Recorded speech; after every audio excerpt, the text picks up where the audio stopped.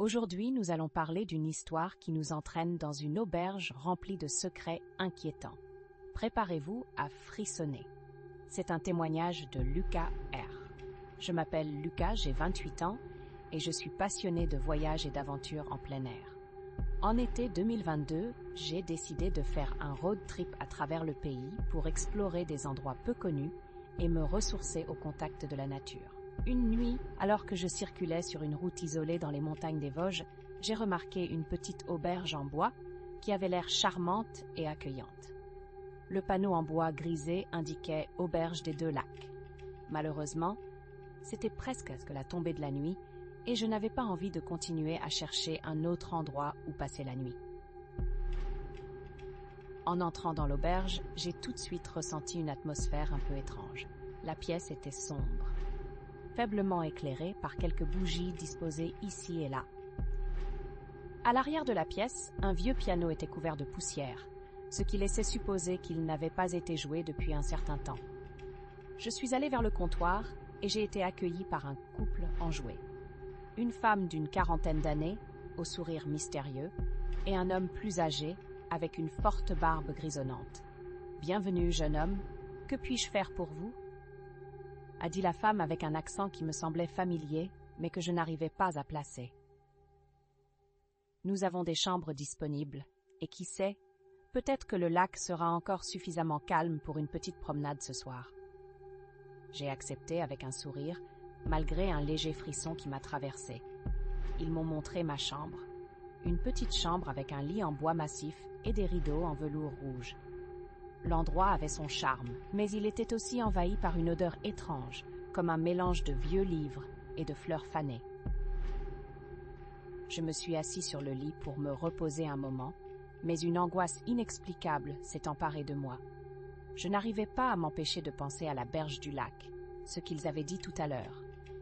Après un peu de temps, j'ai décidé d'explorer les lieux afin de détourner mes pensées. J'ai parcouru l'auberge et je suis tombée sur des photographies accrochées au mur. Chaque photo semblait capturer un moment de joie, des couples et leurs enfants, tous souriants et heureux. Pourtant, un détail m'a frappée. Chaque photo avait été prise dans cette même auberge, mais à des époques différentes. Je me suis rapprochée pour examiner les dates et toutes indiquaient un point commun. Chaque couple semblait avoir disparu peu après leur séjour. Mon cœur s'est mis à battre plus fort. J'ai décidé de retourner à ma chambre, mais j'ai été interrompue par un bruit venant de la salle à manger. Je me suis approchée silencieusement et j'ai aperçu le couple en train de dîner. Mais ce qui m'a vraiment dérangée, c'est qu'ils étaient en train de discuter de quelque chose avec une telle intensité que l'atmosphère passait de la convivialité à une tension palpable. J'ai décidé de m'éclipser sans qu'ils ne me remarquent. Dans ma chambre, les doutes m'assaillaient. J'ai essayé d'appeler un ami pour le prévenir, mais j'ai réalisé que je n'avais plus de réseau. Ce moment où l'angoisse s'est installée se transforme peu à peu en malaise, voire en peur. Sans réfléchir, je suis descendue pour voir s'il y avait un téléphone à l'auberge. Je voulais absolument sortir de là, quelque chose n'allait pas et je le savais. En me dirigeant vers la sortie, j'ai remarqué qu'elle était étrangement verrouillée. Je suis retournée vers la salle à manger pour trouver le couple. Mais là, c'était le vide total. Le dîner était tombé dans l'oubli, la table étant toujours dressée pour deux, mais les occupants avaient disparu. Panique. J'ai commencé à crier, mais le silence était si épais qu'il me coupait la respiration. J'ai cherché partout dans l'auberge, mais il n'y avait personne, juste un froid glacial émanant des murs. J'ai finalement décidé de sortir par une porte arrière, en espérant découvrir quelque chose à l'extérieur. La nuit était noire, une brume épaisse enveloppait l'auberge et le lac tout proche.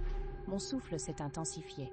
Je ne sais même pas pourquoi, mais j'avais l'impression que quelque chose m'observait, que je n'étais pas seule. J'ai décidé de me rendre au lac pour comprendre ce qui se passait. Les rives du lac étaient sinistres. L'eau était aussi noire qu'un abîme, troublée par des vagues invisibles. J'ai tendance à croire aux forces de la nature, mais ce que j'ai vu alors m'a glacé le sang. Dans l'eau, je pouvais distinguer des formes humaines, des silhouettes qui se débattaient comme si elles étaient retenues là sous l'eau. J'ai réalisé que ces ombres étaient les visages des couples qui figuraient sur les photos accrochées dans l'auberge. Dans un élan désespéré, je suis retournée à l'avance de l'auberge, mais à cet instant, tout a changé. Le couple m'attendait là, souriant d'une manière qui m'a donné envie de fuir en hurlant. « Alors, que penses-tu de notre auberge, Lucas ?» a dit la femme, sa voix douce se transformant en cri quand elle a prononcé mon nom. J'étais pris d'un frisson. Mon sang n'a fait qu'un tour. Je savais que je n'étais pas sorti vivant de cette nuit. Dans un dernier élan, j'ai cherché une issue pendant qu'il m'entourait.